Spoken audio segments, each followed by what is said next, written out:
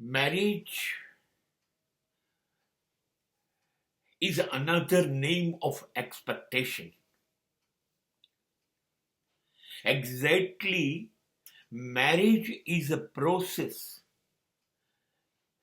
for ultimate satisfaction. One party will ask or look after the maximum satisfaction of others. That is the fundamental need of marriage system. લગ્ન એ નું બીજું નામ અપેક્ષાઓ છે, આશાઓ છે.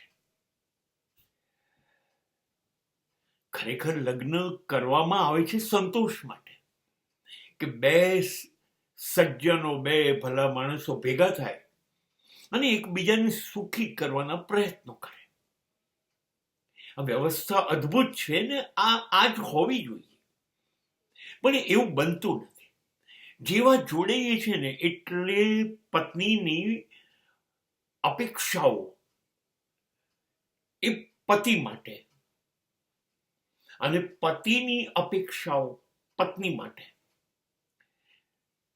સમુદ્ર જેટલી વિશાળ થઈ જાય છે.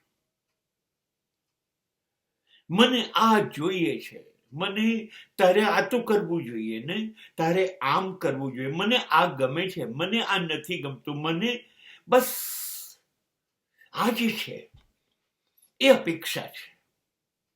બંને જણા એવું ઈચ્છે છે તું મને અનુકૂળ થા,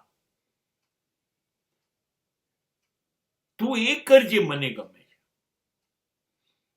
તું એમ કર જે હું વિચારું છું, આમ કર આમ ન કર. હવે એવું તો ક્યારે બનશે? તમને ખબર છે આટલું નાનું બાળક હોય છે ને, જે એ પણ નથી માનતું તમે કહો એમ એ નથી કરતું.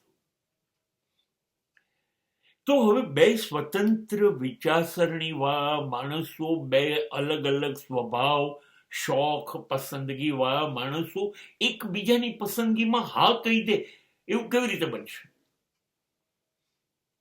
પુષ્કળ અપેક્ષાઓ આપણે રાખીએ છીએ.